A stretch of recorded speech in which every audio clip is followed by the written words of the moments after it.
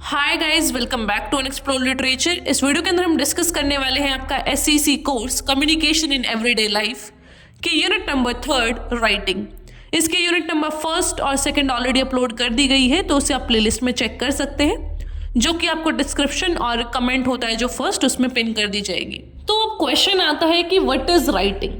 Writing का मतलब होता है एक ऐसा प्रोसेस जहाँ पे आप अपने एक्सप्रेशंस को, अपने थॉट्स को, आइडियाज़ को, इंफॉर्मेशन को एक्सप्रेस कर सकें किसी उस दूसरे आदमी को थ्रू द टेक्स्ट। मतलब कि आप एक लैंग्वेज का यूज़ करके अपनी भावनाओं को व्यक्त कर रहे हैं कुछ सिंबल्स के द्वारा, कुछ लैंग्वेज के द्वारा, तो उसे बोलते हैं राइटिंग। इसमें कुछ सिंबल्स आते हैं, लेटर्स आते हैं, वर्ड्स आते हैं जो कि आपकी बात को कन्वे करते हैं और कम्युनिकेशन का सहारा बनते हैं। इसमें बहुत सारी फॉर्म्स होती हैं, जैसे कि एसे, स्टोरी, रिपोर्ट, लेटर्स, जो कि पर्सनल और प्रोफेशनल दोनों तरीके से हो सकती है। बात करें प्रोसेस ऑफ राइटिंग की, तो इसमें 3 स्टेप्स होते हैं। सबसे पहला है प्री राइट, कि लिखने से पहले अच्छे से सोच लो कि तुम्हें क्या लिखना है, कैसे लिखना है, सारा एक फ्रेमवर्क बना के रख लो। देन इज राइट, कि लिखने बैठ जाओ अब अपना जो भी ड्राफ्ट है उसको। देन इज री राइट, कि जो लिख दिया उसको अब ध्यान से देखो, कोई ग्रामेटिकल एरर तो नहीं है, किसी वर्ड की स्पेलिंग गलत तो नहीं है, तो वो सारी चीज़ें हैं, जो कोई आइडिया गलत तो नहीं है, तो आपको सारी चीज़ को एनालाइज करना है इस लास्ट स्टेप में, दैट इज री right. Now the next form of writing is academic writing. अब भैया ये एकेडमिक राइटिंग क्या होता है? एकेडमिक राइटिंग का मतलब है जब आप अपने एजुकेशन के दौरान लिखते हैं, या फिर मतलब एक जो एजुकेशनल पर्पज से लिखा जाता है ना, उसे एकेडमिक राइटिंग बोलते हैं। तो जब भी आप एक एकेडमिक राइटिंग लिखेंगे, इसमें आपके असाइनमेंट्स आ सकते हैं, या फिर आप कोई भी अपना थीसिस प्रेजेंट कर रहे हैं वो आ सकता है। तो उसके इंट्रोडक्शन में क्या होना चाहिए? इंट्रोडक्शन इतना अच्छा लिखो कि रीडर का मन करे उसको आगे पढ़ने का। अगर तुमने पहली लाइन में ऐसा कुछ भी कबाड़ा लिख दिया, तो आगे जो रीडर है उसका कभी मन नहीं करेगा आपके पीस को पढ़ने का। तो आपका जो इंट्रोडक्शन है वो बड़ा शानदार होना चाहिए। उसके अंदर ऐसा क्वेश्चन होना चाहिए जो एंगेज करे रीडर को, या फिर कोई कंपैरिजन लिख दो ताकि उसका मन करे कि भाई हाँ मुझे पढ़ना चाहिए आगे और इंटरेस्टिंग होगा, या फिर कोई रेलिवेंट कोटेशन डाल दो। क्या क्या नहीं लिखना चाहिए इंट्रोडक्शन में?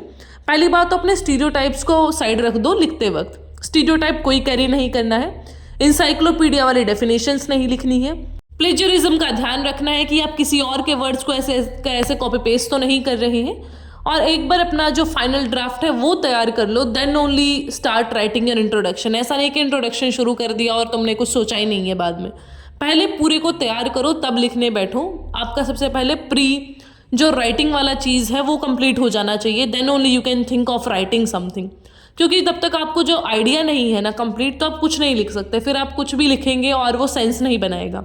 अगर आपको एक अच्छा पीस ऑफ वर्क लिखना है तो आपको क्या करना चाहिए? सबसे पहले सोचो कि मैं क्या लिखने वाला हूँ या लिखने वाली हूँ, then only sit and write that down. तभी आप एक जो भी एकेडमिक राइटिंग है वो कर पाएंगे। अब ये तो बात हुई जो इंट्रोडक्शन है उसके बारे में। अब बॉडी को डिस्कस करते हैं। अब बॉडी में 2 टाइप के सेंटेंसेस होते हैं। एक होता है टॉपिक सेंटेंस। टॉपिक सेंटेंस मतलब जो टॉपिक आपने चुना है आप उसको ही डिफाइन कर रहे हैं, उसी के बारे में बता रहे हैं। एक होता है सपोर्टिंग सेंटेंस, कि आप अपने टॉपिक सेंटेंस को बताने के ऐसा प्रोसेस में कुछ एडिशनल सेंटेंस का यूज़ कर रहे हैं जो आपके सपोर्टिंग सेंस में काम करेंगे टॉपिक सेंटेंस की। वो सपोर्ट करते हैं टॉपिक सेंटेंस को। तो ये 2 टाइप के सेंटेंस हैं जो आपकी बॉडी पैराग्राफ में आते हैं। Now our next concept is note making. अब इतने बड़े बड़े हमारे लेक्चर्स होते हैं, बहुत सारी टेक्स्ट बुक होती है, आर्टिकल्स होते हैं, उनको सारा तो हम रोबोट्स तो है नहीं कि सारा याद कर लेंगे लाइन टू लाइन। इसलिए हमें अपने लिए नोट्स बनाने होते हैं। इसलिए क्योंकि अभी आपका पेपर आने वाला है, तो I prepare this notes for you, ताकि जिसने कुछ ना पढ़ा हो अगर वो ये भी पढ़ लेगा तो वो बहुत ज़्यादा अच्छे नंबर ले लेगा। क्योंकि मैंने सारी चीज़ों को पढ़ा, मेरी मेहनत लगी, लेकिन आपकी मेहनत कम लगेगी।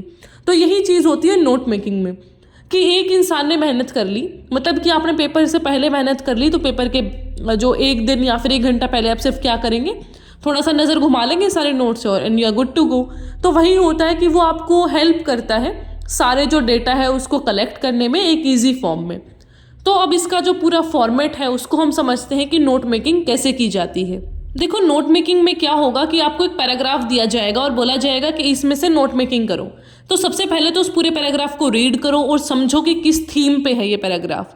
तो वहाँ से एक सुंदर सी हेडिंग निकाल लो, तो वो वहाँ पे आपको बीच में लिख देनी है हेडिंग। फिर उस हेडिंग से रिलेटेड सब हेडिंग लिखो कि दूसरा इंपॉर्टेंट पॉइंट क्या है जो कि हेडिंग से थोड़ा कम इंपॉर्टेंट है, वो लिखोगे। फिर उस सब हेडिंग के अंदर क्या आएगा, फिर वो पॉइंटर्स में आपको ये लिख देना है। जैसे कि अगर कोई भी टॉपिक आता है, फॉर एग्जांपल टॉपिक आता है सस्टेनेबल डेवलपमेंट गोल्स के बारे में, तो सबसे पहला आपकी हेडिंग क्या हो जाएगी, सस्टेनेबल डेवलपमेंट गोल्स।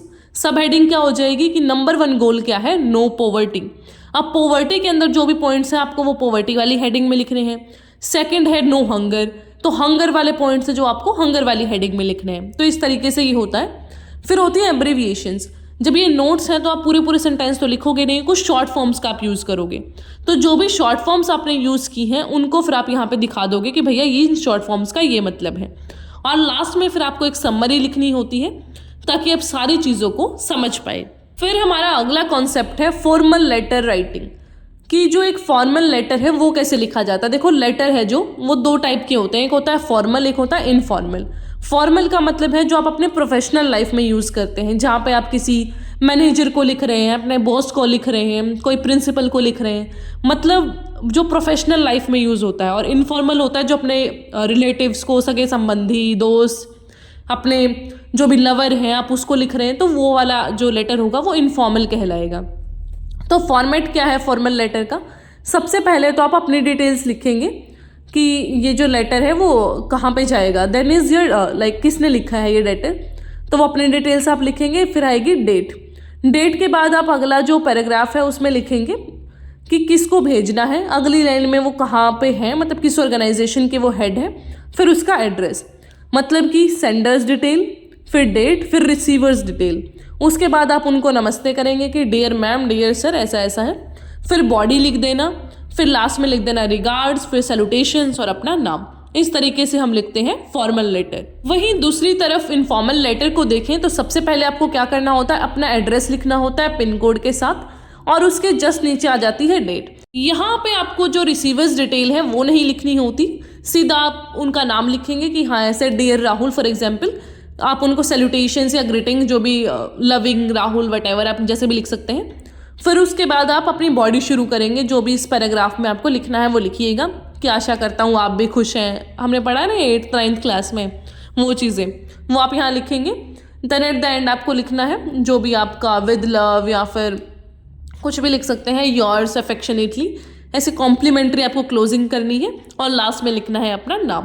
तो ये है पूरा फॉर्मेट आपके इनफॉर्मल लेटर राइटिंग का। हमारा लास्ट टॉपिक है रिपोर्ट राइटिंग।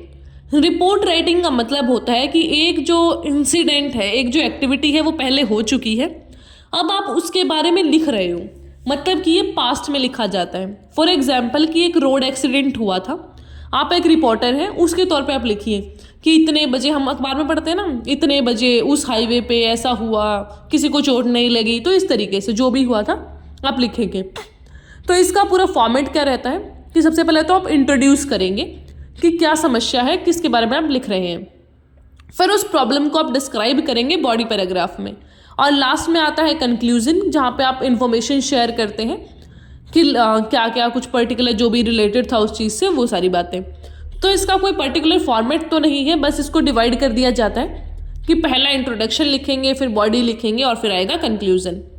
तो इसी के साथ आपका ये यूनिट भी कंप्लीट होता है। आई होप आपको समझ आया होगा। कोई भी क्वेश्चन है तो पूछ लीजिएगा। चैनल को सब्सक्राइब करना ना भूलें, और हम अपने सेकंड चैनल का लिंक भी आपको दे देंगे, वहाँ पे आपको इंग्लिश लिटरेचर को छोड़ के सारी और वीडियोस मिलेंगी, तो उसको सब्सक्राइब कर लीजिएगा। I will meet in the next video. Till then take care, stay happy, stay healthy.